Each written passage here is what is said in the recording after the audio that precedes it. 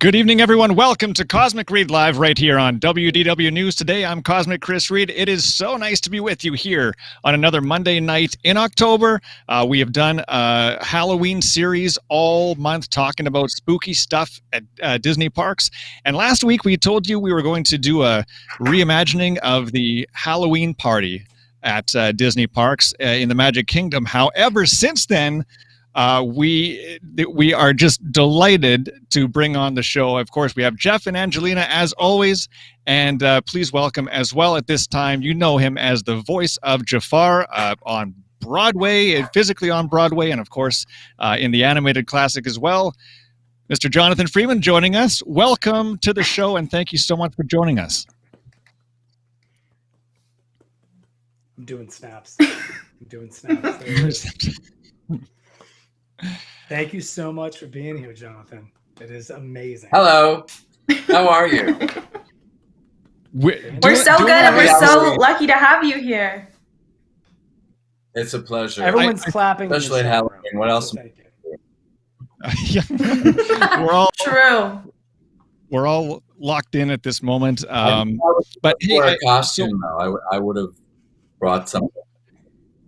Oh, and see, we've been wearing costumes the last few weeks. We were doing costumes. We should have done. Guess we should have done costumes tonight, guys. I can throw my delightful golden retriever mix has a brand new Halloween costume. I can throw that on a little bit later. But, anyways, Jonathan, thank you so much for taking the time to join us during these very trying times of 2020. So it's a pleasure. Where is everybody? Where are you all? So I'm up in Winnipeg, Canada, the home of your castmate Jazz Seeley. Jazz Seeley, yeah, okay. Mm-hmm. Yep. Yeah, same here. I'm also up in Winnipeg, Canada, as well. I am one of the lucky people to be in the counting down the days in the United States of America in Atlanta, Georgia. Back and forth between here and New York. We were in Canada. When were you in Atlanta? When were you in Atlanta? You were in Canada? Canada. Oh, Canada. I'm sorry. See, I'm an only child, Jonathan. No, I'm sorry. We were in Canada. We worked when we were trying Aladdin out of town. Oh. Okay, I didn't. And did you like it? How was your Canadian experience?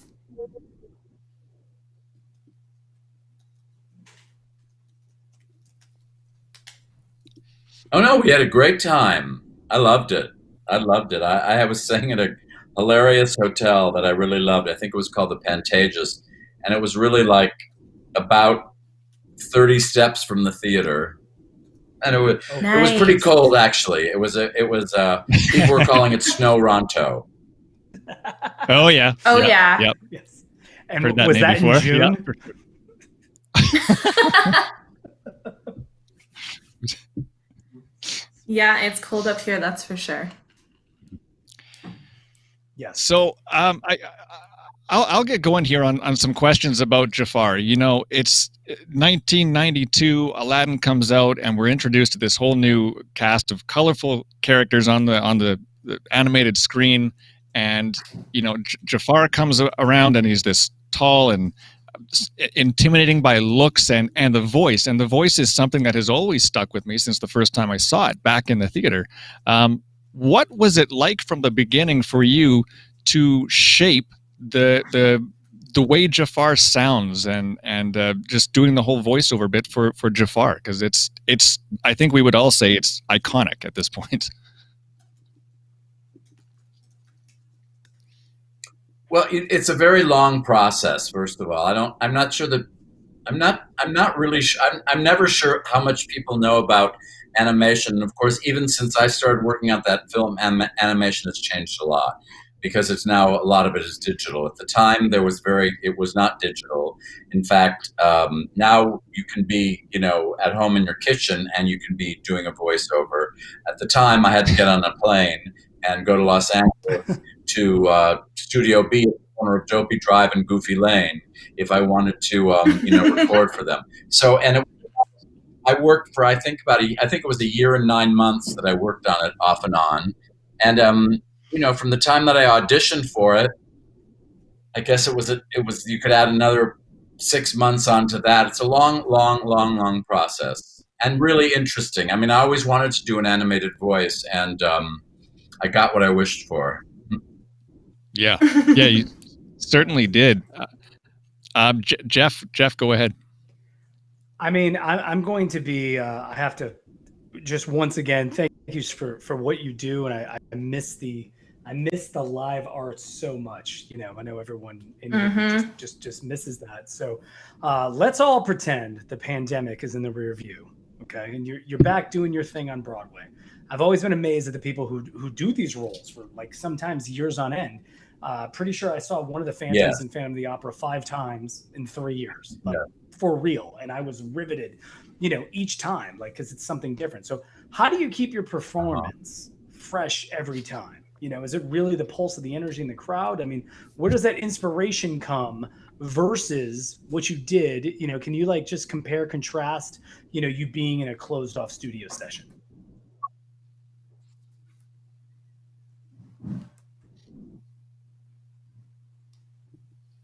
Sure. Yeah, it's very different, but it's both of them are really the same, and that the approach is the same for me. I can only speak for myself, but I start with the text, and that's where everything starts. I mean, the story of Aladdin is no secret; it's been around for thousands of years, and every time it's been. There are wonderful versions of it. There's even one with Popeye and olive oil that's terrific. It's been around forever, and the character of Jafar has been around in different incarnations. Sometimes he's a wicked uncle, sometimes he's a magician, sometimes he's I can't even think of all the different incarnations. But it's a very different process, of course, and we were just starting our 7th year. And I think the thing is, if you're working on animation, it changes constantly. Do you remember in the film there was a diamond amulet that Jafar stole and put in that machine and ground it down to create the sands of time to find the diamond in the rough? That was a whole concept that was created.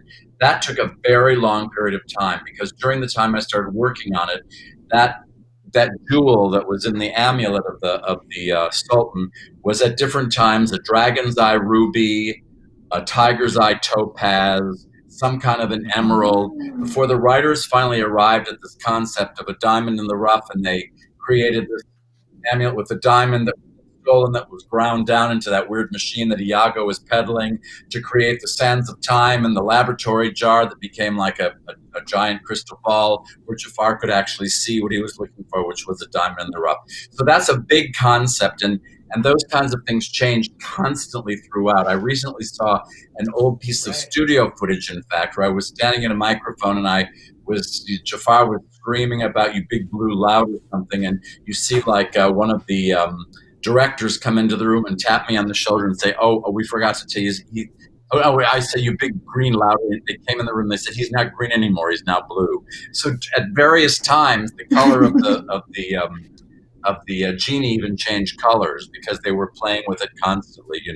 So it's a 2 steps forward, 1 step backward process, and it takes place over a long period of time. And they don't even, at the time, they didn't even bring actors in until they were probably already had been working on it for about 2 years, and all of the editing is done in the voicing process because it's too expensive to just throw away completed animation. So they do all the editing in the voicing process, and then they animate to the piece of film that they have, to the tape that they've recorded.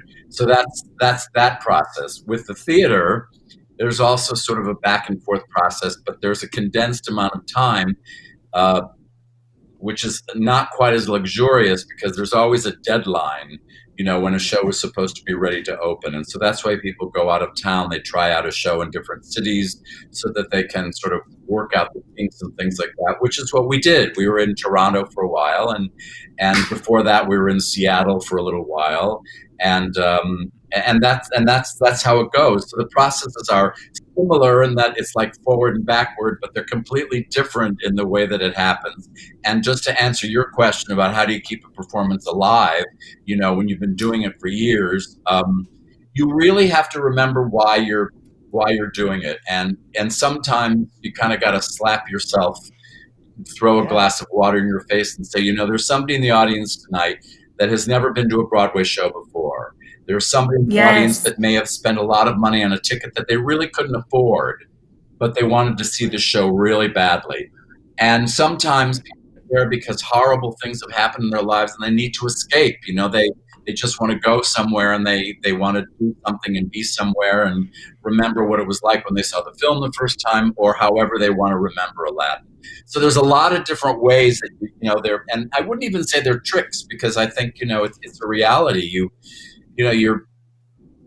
You're there to, that's what you're there for. I mean, that's the reason you took the job. And doing the show is, of course, wonderful because the creative process, particularly the live, creative process, as opposed to film or television or radio, which are also wonderful, but live, performance, there will never be a substitute. And, except for that rush that you get from doing it, it really, sometimes you have to remind yourself about who's in the audience, and they're not, it's usually not what you think. Oh my God. I love that so much. You're giving me chills. How was that? Was that a good answer? I do have to say.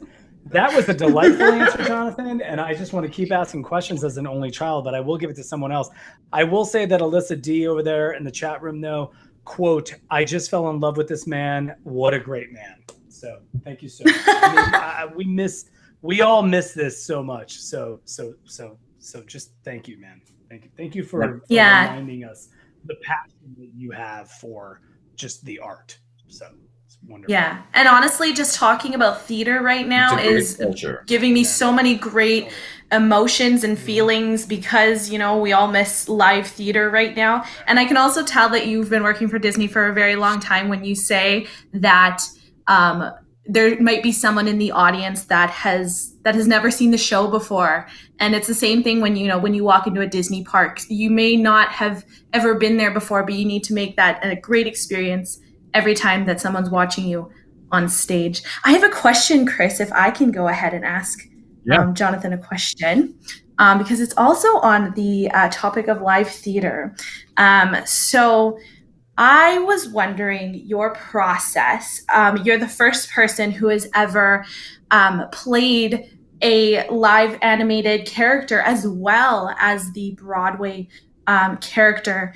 And so what is they're very different in different ways.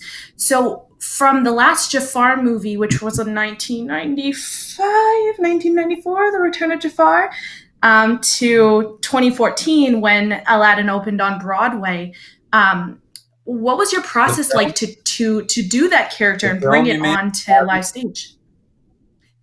The last Jafar movie in 1994, and then Broadway in 2014. What was the process in changing that character to go onto the live stage? Right.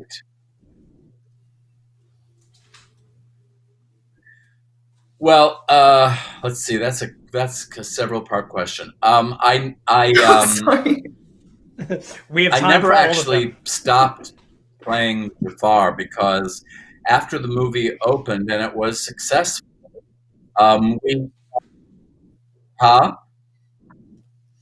I said we have time for you to answer all of the parts. Did you say something? Yes. Oh well. From the time. Oh, okay. Well, from the time that the movie opened and it was clearly well received, I've never really stopped playing Jafar in a way, because I even when I wasn't doing it 8 times a week on Broadway, there was this subsequent television series, and the first 4 episodes of the television series actually were packaged and turned into The Return of Jafar. That's how that happened, because Disney had never done a straight-to-video release before, and so they took those first 4 episodes into The Return of Jafar, and then there were like I can't even tell you all of them, but like talking books. There were all kinds of crazy recordings. There's Disney on Ice, or Aladdin on Ice. Disney has all those ice shows that they do, and I did all of the recording. Like anytime, like if Jafar was making an appearance at an electric parade in Tokyo or something, and they wanted to have my voice, they wanted to have Jafar's original voice, then I would go into the studio, and there were other games. There's a game called Kingdom Hearts that came out. Anyway, there's a long list. So the short answer is I never really stopped, playing him. So he's never really been very far from my life, for the past, 30 years now or something almost. He's just never really gone that far away from me. When it came time to do the musical together for the stage, that was tricky for me, because I actually didn't think it was a good idea if I did it at first. I wanted to do it, but I just wasn't sure that it would be such a great idea, only because I would have been the only person in the room, with the exception of Alan Menken, who had worked on the project. So there were all these new voices, new faces, new sounds. The show is slightly different than the film, because they had to take an action adventure picture and change it into a Broadway musical. And there were songs that were in the film that were cut, that they reinstated in the Broadway show. And there were new songs that were written, and some old songs were used, and then they were thrown out of town and new ones written. And, just in the timeline that I just gave you, from 1991, when I started working in January, until the show opened on Broadway, there were a total of 7 different songs written for Jafar. And a couple of them you can find, online on YouTube and stuff in some kind of rough like pencil test form. But it's just the process, it's just like, it's very like up and down. That's what it is. So, getting it organized to do it on Broadway, I thought maybe this is a bad idea. And, but I wanted to do it. And, the director said, I really think you should do it. And, what's the worst thing that could happen?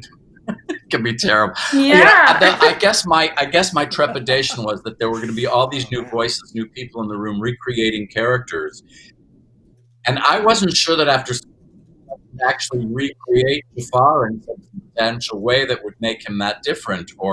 And they did, not that they wanted me to make him different, and not that I just didn't think that after so many years it would be even possible for me to come up with something that would have been as good as that.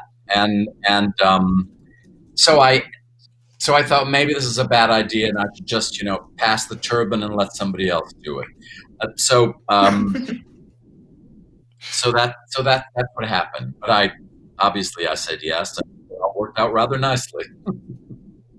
Yeah, absolutely. Yeah, and it was I wish that we could have seen it live in New York. I mean, yeah, it looked absolutely amazing. Sorry, go ahead, Chris. I interrupted you.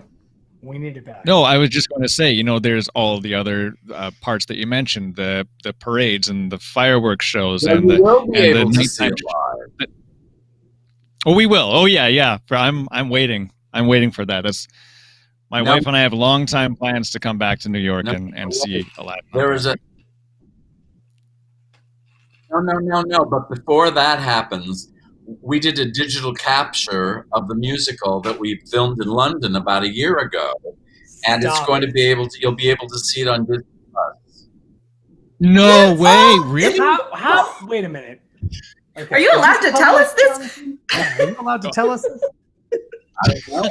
I mean, they told us that it was happening. I mean, am I allowed to tell you? I don't know. I did it. I mean, we've been done. You know, the exact release date I can't tell you. And but it was a very exciting project. We filmed it in London, and they called the company from all over the world, from all the different English speaking companies, and it was a really interesting process.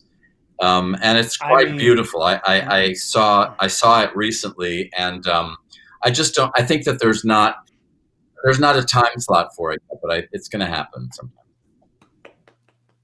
That's fantastic. I would tell you, Jonathan, everyone just looking here, just mouth agape. We are so excited because I got to tell you, I subscribe to Broadway HD. I am watching anything that I can when it comes to like live theater. And that is just so exciting, even to hear. So Chris, what do you got for him, man? I know. Fleeting. Yeah, it is. I want to ask first, Jeff. Is there any chat? Yeah, I mean, I will tell you the chat room. I mean, the question that I'm sure you get, Jonathan. I'm sure you hear this all the time, but multiple people have asked, and we have to. You know, we don't have all night with you, but we wish you did. But it's like, you know, what advice, and this is like a very tough time for people who are aspiring performers, right? People in school, people who aspire to do these things. It's like they see what's going on, and, you know, what advice do you have for them just even pre-pandemic, but like what we're going through now? It's like, you know, what would you say to people who just love the arts and want to do this and want to kind of follow in your footsteps?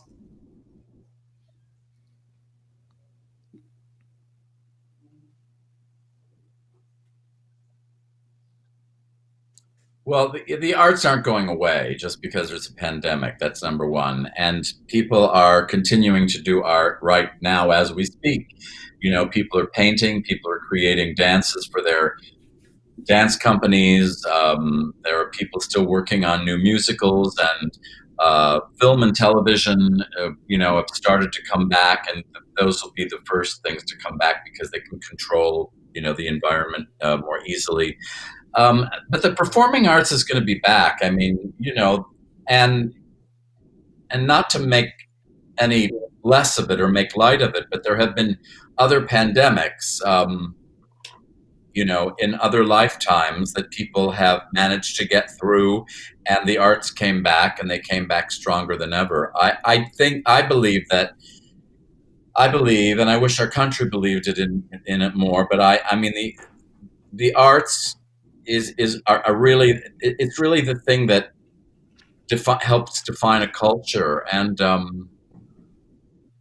I don't see how people could really exist without it. I mean, they've been around for a long enough time that I think we can pretty much say it's not going away, no matter what form they come back in.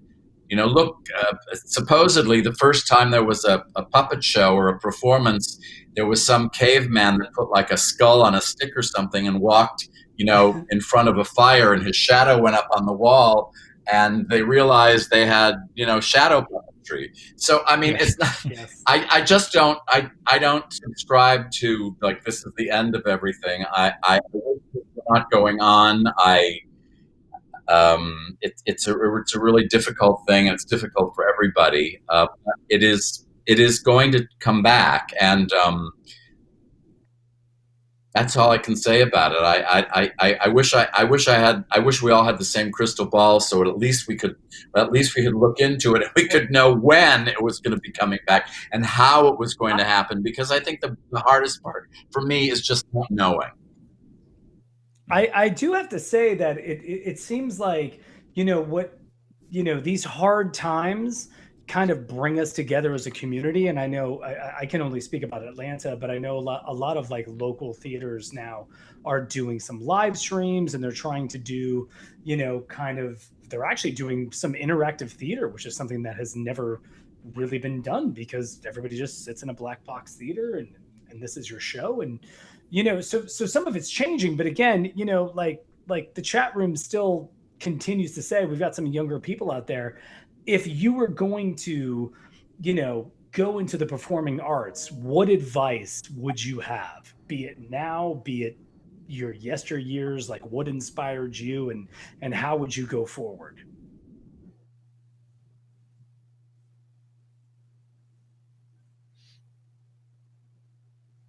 Look, I really feel very privileged. I grew up doing it. I grew up in Cleveland, Ohio, and there was a very fertile time. I was born in 1950, so at that time, in most of the major and second cities all over the United States, there was a lot of money that was put toward the arts, just through the state and through the cities.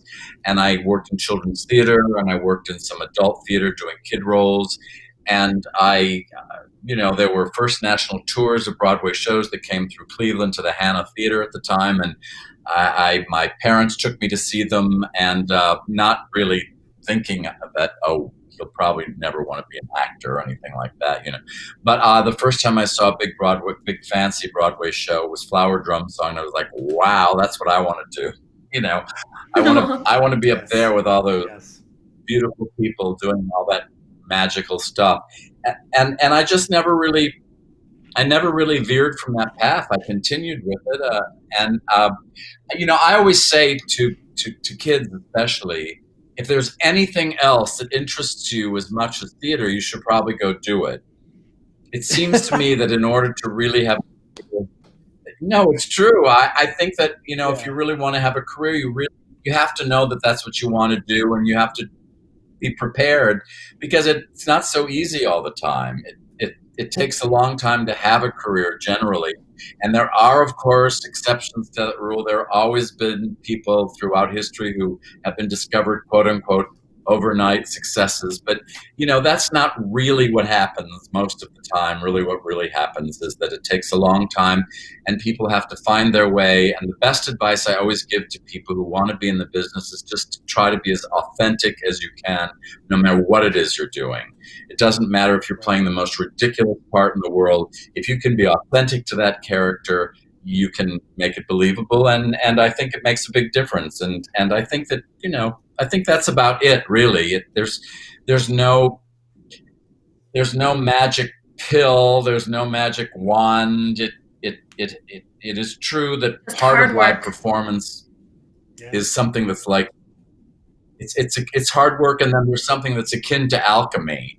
The one thing that nobody can really put their fingers on that really does happen in the ether. But to get into the ether, you got to work hard.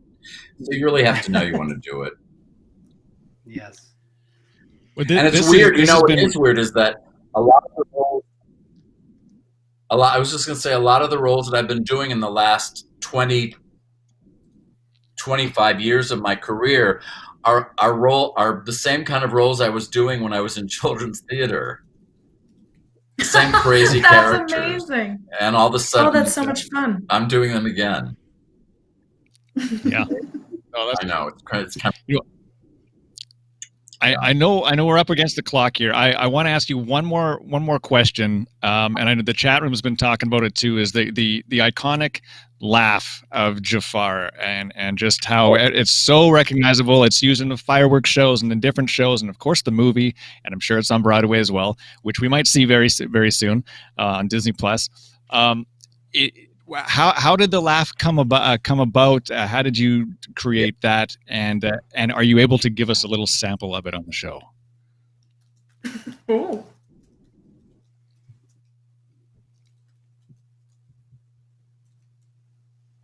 Well, I will, but after I give you the sample, then that's goodbye. Okay. Fair enough. Okay. That's fair enough. I just need to hear from you that you understand that. Cool. We get it. Yep. That's the question, and then I'll do the laugh. But after the laugh, I can't follow myself after for the laugh. So I got to do the laugh and then disappear. Otherwise. So this is the last question, right? Yes. Yep. Okay. You got So it. the Thank laugh you so much. Is how it comes about when you're working in animation. When you're working in animation, or at that time, like the directors, we had two wonderful directors, John Musker and Ron Clemens, and one of them would generally be in the booth and one would be on the floor with you, and they you physicalize everything that you do because they capture it on tape so that the animators can use it. This best example is the first time you see Jafar. He's riding across the desert in a charger, and he gets there to meet that little thief. I think his name was Gazim or something. He says, and his first line Jafar says is, "You're late," like that. And so I did an inhalation, and my nostril flared or something like that. And when I saw the first line drawing of Jafar saying that line, that's what happened. You saw Jafar do an inhalation, my nostril flared, his mouth dropped, and he said, "You're late." So anyway, I guess my point about it is that you just have to sort of keep working at it and using the text to give you all the keys that you want, and then after you've finally found these things, the directors will come in and they'll say, "Okay, now we need a 10-second laugh. Now we need a 20-second laugh. Okay, we need this laugh." So if you look at Jafar's arc starts when he's very smooth at the beginning of the film, and then by the end of the film, he is having basically a psychotic break, is what happens to him. And so that's really what happened. It just developed over that year and 9-month period when they would say, "Okay, can you take it further? Can you take it further? Can you take it further?" And so I just started, and then I went for it, and it went something like this.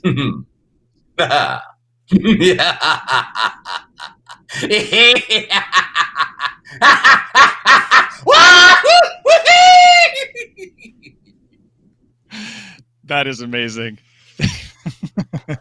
Thank you so much for joining us once again. Oh, and I think he's gone. No, he's still here. Thank you so much for joining us. We really appreciate it. Snaps for Jonathan. I was like, you just disappeared. No, he's still. Thank you so much for the time. We really appreciate it.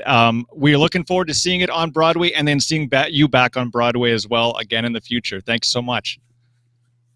Thank you so much. Thank you, Jonathan. Oh, I think he may be frozen. No, that means he's gone. Oh, he is gone. Oh my goodness! Wow. There we go. Hey, yeah, that's how you check that out. That's how you. Jonathan, you want to talk about a mic drop, dude? You do that crazy. You do that crazy ass. Mic drop this out of the building. That's it. You do that crazy ass laugh, and then you just go. That's like gone. That's how I wish I could do that. Yeah. I need a break. We're going to take a 1-minute break. As you see, we still have 25 minutes on the show. A huge thank you to Jonathan Freeman once again for joining us, voice of Jafar, as part of our last Halloween show. We thought we'd bring a villain on, and he was just so iconic and just a wonderful man to speak to. So thanks to him again. We're going to be talking more about Disney villains, maybe how we can throw them in the park, something like that. I'll come up with a question on the top of my head. And then we do have Team Cosmic, where we have some more of your photos and stories and emails to get through. So stick around. We'll be right back in a couple minutes right here on Cosmic Read Live.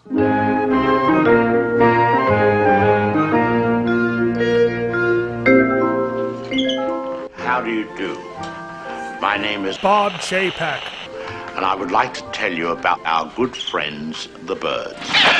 That's the damnedest thing I ever saw. Birds just don't go around attacking people without no reason. Yes, they attack the children.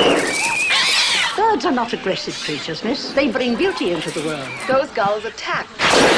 Impossible. Are the birds going to eat us, Mommy? Did you get the windows in the attic? When do you think they'll come? What happens when you run out of wood? I don't know. You don't know? When will you know? When we're all dead!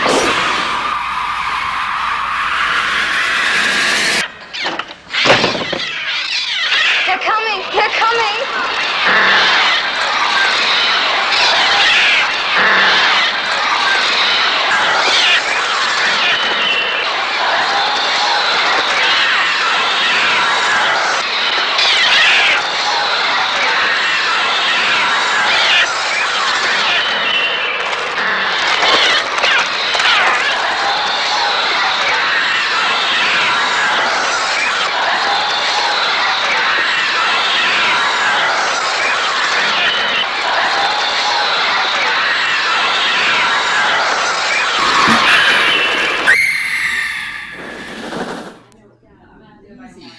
Welcome back to Cosmic Read Live right here on WDW News Today. Thank you so much for tuning in. Once again, big thank you to Jonathan Freeman for joining us. Yes. What did you think of that laugh? And then he just like hit the "I'm leaving now, bye" button. Didn't really get to say thanks to him, but I mean, that gave me chills. I don't know about you. Oh, you guys, I could never be in professional media. I don't know how you like stay, like your faces were so like solid, and I'm here like losing my mind. He did a voice and I'm freaking out, and I would never be able to do it professionally, but that was amazing. What a way to end the spooky season than with Jafar. That was just, it was amazing. I'm 10 out of 10. Yeah. So we did miss a. Can we just? Is Eric still in here, man? Oh, yeah. I was just gonna say. Are you talking about super chats, Jeff? Did you mention Eric? Yeah. Because I just wanted to actually thank Eric for the super chat if he's still in here. Eric said, "Congrats on a great show. Thank you, Eric Morton. We didn't want to interrupt Jafar. You know, we didn't want to get like all villained out on it. So thank you for that. Yes. So much. It means a lot. But we didn't. You know." Honestly, yes. Maybe trying to be what's the word? Slightly professional? I don't know. The most professional Cosmic Read Live has ever been.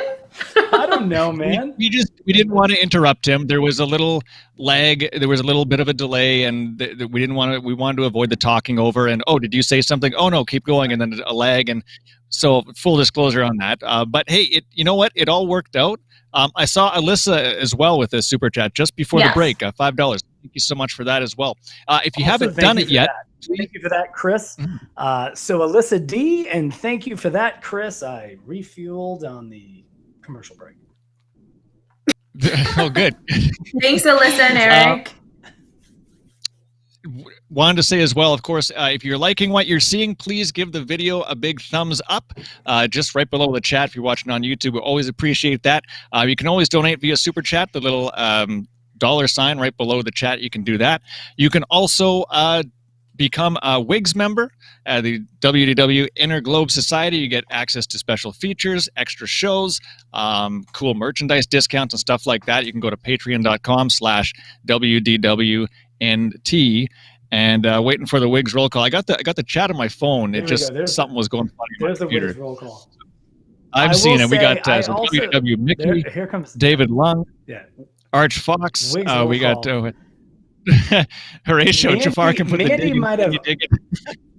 There you go. Mandy might have actually had a pun even during the chat. I think I can't remember what it was, but there was some type of Jafar pun, and I was impressed. That was there? The puns were still I was impressed the puns were still coming, even though we weren't going back and for.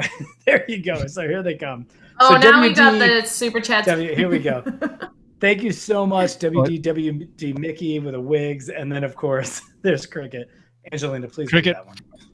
$5. What is your favorite bathroom? Oh boy, I'm trying to think of a good pun for that one. I don't. Does he carry a lamp with him? And by the way, I don't know. Can I just say, for anyone who is a regular viewer of the show, and we love everyone, but there were people who were like slightly annoyed at the connection. We cannot control those things, and so thank you for understanding that there is going to be a delay because, it's the internet. You know what I mean? Like, so thank you for rolling with us and watching that. But like, we can only control what we can control. And yes. So thanks for playing along. Absolutely. Everyone. Yep, totally. What Jafar's favorite bathroom? Well, we got a couple minutes here. We do have some Team Cosmic stuff left over from last week because we had so much. We got an email, got to read. I got some really cool pictures, and both you guys, I have a very cool surprise for you, which I haven't even touched on telling you about. So I got something special. Okay. The internet has problems. Yeah, short force. Yeah, people, and there was a lot of excitement on Twitter over this one today too. So it was exciting to see. Villains in the parks. Let's just off the top of your head, if you could throw in Fantasyland, say, a dark ride similar to like Mr. Toad's, Snow White.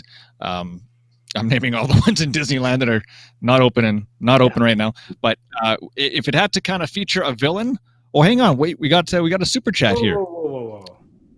Bob Ski, hey, Colorado. I have not even spoken to this. Well, here's to a great Hi, Bob Ski, Colorado. Thank you so much, Bob Ski. Yes, I mean, like, thank you for understanding that. All three of us are so into live theater, and like this was such like just a bullseye for us. And then Tom Strong comes in, but like live theater is so important, and the way that like Disney is bringing that to people. So it was just such a. It was such a 200% thing for me, man. So I'm pretty passionate about it. So thank you so much, Bob Ski. And then of course, what did Tom say here? What did Tom say? This was Jeff, a good dry run for Disney Legend interviews. Try to keep your composure a little better. Let me tell you something. If the voice of Wally came on, I would weep openly and crumble to the sea. Yeah. Yes. So thank you so much, Tom Strong. I appreciate that. Okay. Thank you, Tom. Thank you very much for that. We always appreciate that. If you haven't done it, please give the video a thumbs up. We still have about 15 minutes left. We'll do Team Cosmic coming up, but I want to answer one question, kind of just quickly go round table off the top of your head. If you had to stick villains, like featuring a dark ride featuring one villain in Fantasyland, or just anywhere in Magic Kingdom, but it's just a dark ride that features a villain. Who would you feature? Nothing too crazy. I want to know what you think in the chat as well. We can go through that as we go along here. I'm going to say, like, I'm a huge fan of Dr. Facilier, so I know this is the Princess and the Frog may be happening at Splash Mountain, but if it wasn't happening there, I'd really like to see something with Facilier, because I really like that tiki and the glowing stuff and the other side concept. But by no way am I like into it like in my personal life. It's the animation that really drew me, and I really drew me into it. So I really think the colors and stuff to see in person like that would be really cool, because that's some of the best animation that I've seen in, I'd say, recent years, but the movie's like 10 years old, right? Yes. Did anyone give Luke his due? I was just gonna say that's what I was just going to say. Thank you. Angelina, hit it, Angelina. Yeah, Luke, who I also think that I've spoken to, Luke Minaire. I bet he was not staying Jafar from the alley. Ha! You belong here. Puns is all that we do here, so thank you so much for that. And then Cricket, we just got a super chat from as well. Buzz Lightyear ride system, but you are the hunter from Bambi. Oh my God, that is dark, bro. They could be technically. I like how you think out of the box there, Cricket. That was very outside of the box. Oh man, I gotta rethink mine. Chris, what do you got? You already did yours. Angelina, what do you got? Have one. I had one ready. As soon as you said it, I already knew that it was going to be. I guess let's do a Space Mountain like retheme to Yzma and Kronk's. I don't know what it is. Their roller coaster, when she says "pull the lever, Kronk," she pulls it. That would be my scary ride. Now? Holy moly! Oh no, that was a bad impression. I could do a lot better. No. Oh, okay. You prefer impression because I loved it. So here's the one thing. My villain is going to be, because did we decide who was the worst villain ever? Because it has to be Chernabog to me. No, I thought we said Scar because he's part of the family. We did say Scar, but he is. Mm-hmm.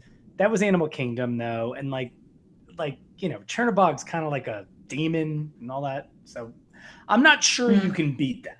You know what I mean? So it annoys me that like Disney does everything so much better than everyone else. But I tell you, anyone and give me 10 seconds. Poseidon, the Universal thing. I know Angelina's laughing because this is going to be 10 No, sorry, I'm reading some things in the chat that I'll have to say after.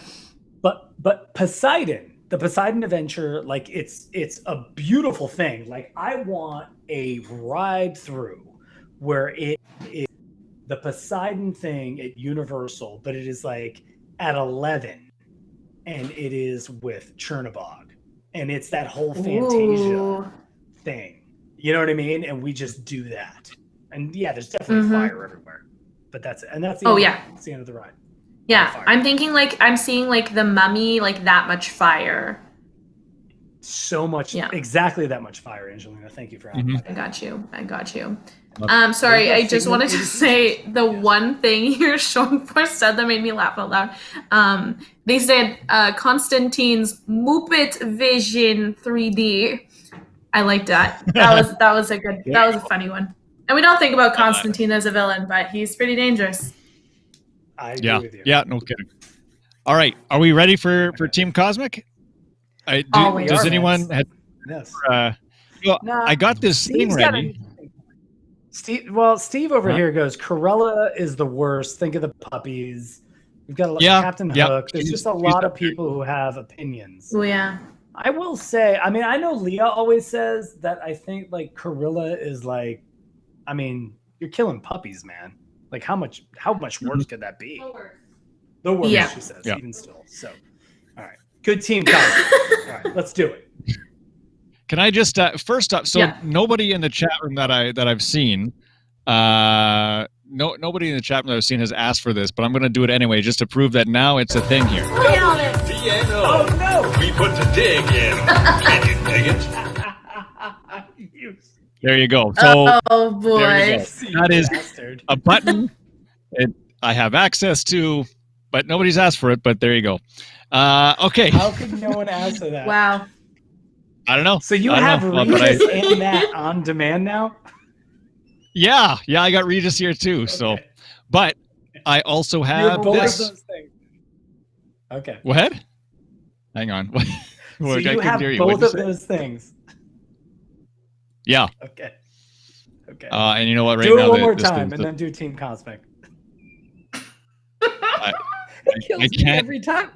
It's been weeks. I think. Look, hang on a second. You broke your computer, dude. What did I just do? Hang on. You totally broke your computer by trying to do that. See, Tom Strong wants to read. We're good. We're good. Hang on. Okay. I can't. Okay. The video thing. Yeah, Team Cosmic, the thing spins and electric, and okay. I don't know. It's not. It's frozen. So. Good. There you go. Okay. Okay. Let's just do Team Cosmic right here. So we asked you to of your pets in costumes, pumpkins, Halloween, stuff like that. So these, some of these are left over from last week. Some of these are new this week as well. Let's go through them right now. These first ones are from Cricket and his puppy. Boy. You are kidding me, Cricket. Right? Oh, I forgot how much I love this segment. Oh, look at that little hat. Oh my goodness. There you go. And there's Cricket, a couple more here from. Check that out. Leah, come look at the hot dog. And the rodeo. It's a wiener dog as a wiener. Oh my god. So I thought those ones were very, very special as well. So there you go. There's some right there. I love this episode. This one surprise for crazy. Got a surprise for Angelina with this one here. Cheyenne sent a photo back. Oh, and my goodness. Speaking of who we were just talking about, there is Cruella herself. She does not endorse the character, Cheyenne. by the way. She's just, you guys were talking about it. That sounds not good. What are you doing? There we go. Does she this have the crazy green screen? Can we just have a Cheyenne like 5 minutes of just like every time she does something ridiculously talented? Like this Cheyenne, this girl. What do you have like the Cosmic Reid green screen? Is that what you do? Boy. There's that. Wow. Let's see. We got, there are a few more here. Let's go with this one here. So this is, Horatio sent this one in. Boom. Check that one out for Halloween. Ooh. Could be something. That gives me chills. Okay. The sword now, and the Sorcerer's absolutely Apprentice. Terrified of that man. No, that hang on. terrifying. We got some less scary looking ones. Okay, now this one, guys, you haven't seen this. Is Karen in the chat? Like I got the chat half pulled Karen up here. is. At least I saw her recently. Okay. Mm-hmm. So this is pretty cool, guys. You know, we've done a month of Halloween shows. We've done some pretty cool things. And a couple weeks back, Karen had emailed, I think, and said, you know, who's one of your favorite villains, favorite characters? I said, well, I like Dr. Facilier. I'd like Princess and the Frog. And it was like, okay, cool. And then I never really heard anything. So I thought, okay, I don't know if I missed something or where that was going. Yeah. Well, a little bit earlier today, Karen sent in this. Drawn by herself. Stop it. Stop it right now. Stop it check. Right now. You got some close-ups. There you go. Shut up. Check that out. How much money to print that on a surprise? There you go. Get out of. Are you kidding me, I want that Karen? printed. Oh my god, I want that right now. I need that printed. Put that on. Can you please send that to me, Karen? Can I print that on Etsy? Put it on Etsy. Wow. So there you go. It's All Hallows Reid. Yeah. Yeah, we'll do a close up one more time here. Oh, we're so lucky. I love Team Cosmic so much. I heart you. And then there. Oh my god, come get us a postcard. There you go. That is amazing. I will send that to you guys, but so Karen, that is amazing, amazing, amazing. Thank you so much for that. Cancel the show. Cancel the show. It doesn't get better than that. That's it. It doesn't get better than this episode. Between that and honestly, so we have that. We have Cheyenne doing insane things. Horatio looking like he's like our enforcer. And then we've got the pumpkin. Cricket's dogs. Which is basically the pumpkin carving. Like, I mean, like the chat Mandy, made this whole platform, Mandy. Gosh. Yep. Yeah. You guys are so talented. You guys are like taming me down. There was one more email that came in, and this was because we were doing Animal Kingdom Halloween party last week. I just want to read just a little bit of this. This was sent from Adam. He says his Halloween idea for an event at Animal Kingdom. The event is themed to Up, which involves the characters Carl, Russell, and Doug initially inviting guests to the Flights of Wonder stage for a Halloween party. However, they learn that Charles Munst has kidnapped Kevin, holding him in an unknown location. I laugh because Kevin. Whoa. The guests are then tasked with tracking down Munz's top 3 dogs in order to find out one. And it's kind of like a treasure hunt, I suppose, as an event for Animal Kingdom. I thought that was pretty cool as well. We welcome all emails to Chris at wdwnt.com. Guys, I should have, I don't know if you would have liked this or not, but, you know, I should have had this guy sitting on the shoulder the whole time. Oh, I can just hear him now. Oh goodness. Yeah. What's Jeff doing? I'm sorry. My Daisy just came over here. So Daisy Oh, there you go. I got you. I'm sorry. Yeah. I was trying to not like get crazy like fanboy here. So I was like a little bit, I don't know if anyone noticed tonight, guys, a little subdued in the chat, trying to like, you know, keep it cool. We were trying to be Jafar professional and all that jazz. I thought he was pretty good. Yeah. So it was awesome. Yeah. Cosmic Chris Reid under new management. Under new management. Which, by the way, whole new animatronic setup. Yeah. But Karen, I feel like so it's been like many weeks of this. Thank you, chat room and like Team Cosmic for doing that. Okay. Oh my God. And somebody asked about Daisy. Daisy's doing all right. Thank you so much. She just hopped up. Yeah. How is Daisy? Sorry, she's right there. There she is. Did you give her hugs from me and Cheyenne? There you go. Oh my God, so many hugs. Yes. So thank you for that. But I mean, like, so, you know, I thought it was an amazing just combination of like the love of Disney, the positivity, and everything that we could do for the community. And just, I love that you guys are like with us every Monday. So just great. You know, it's a lot of, it was a lot of fun doing this month of Halloween shows, and now we go into November with a non-Halloween theme, which is, it seems kind of weird after we did, I think, 4 weeks, I guess, or 5 weeks of Halloween shows.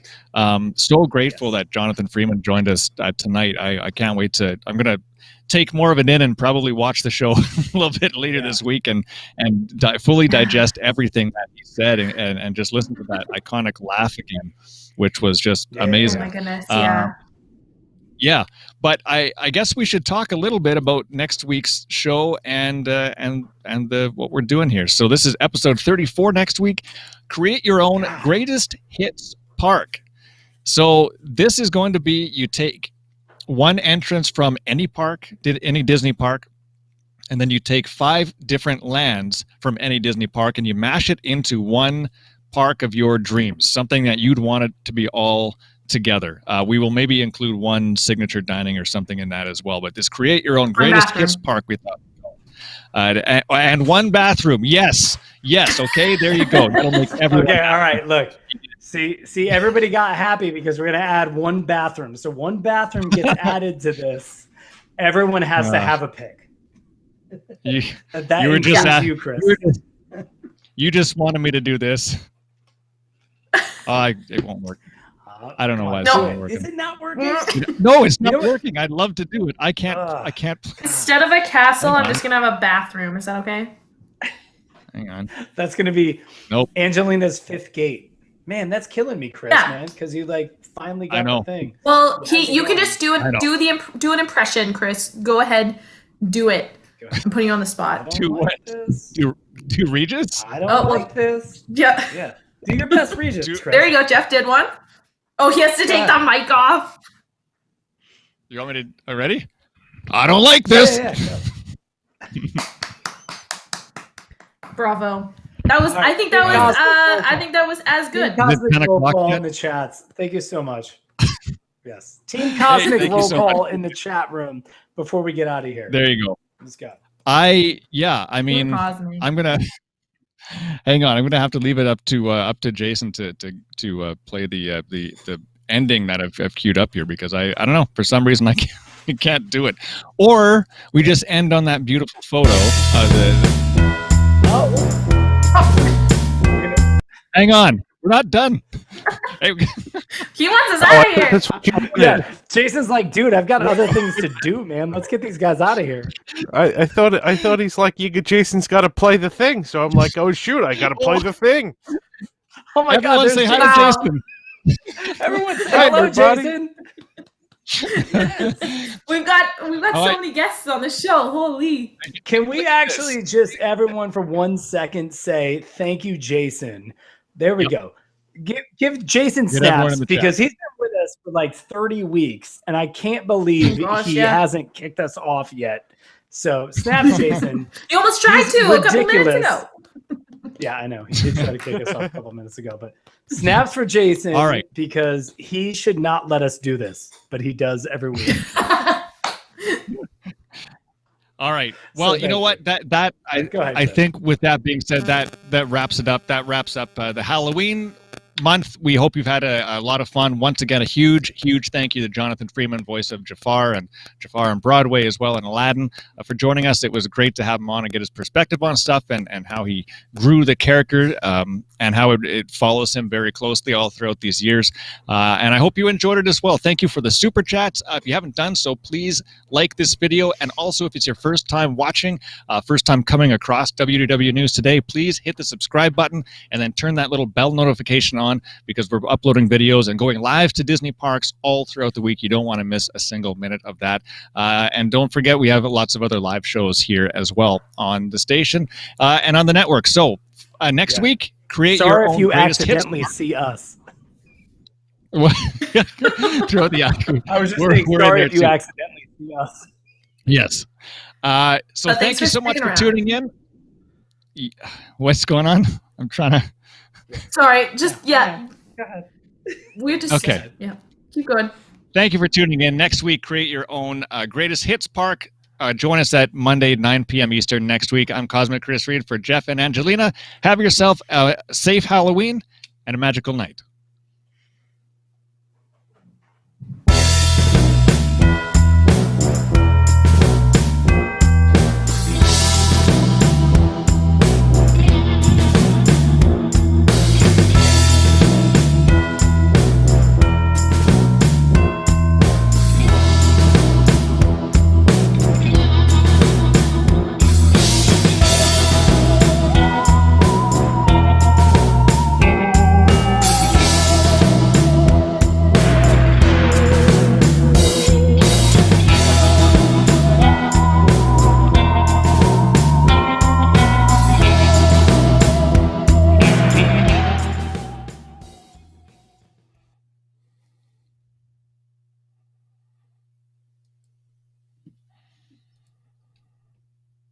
You are clear.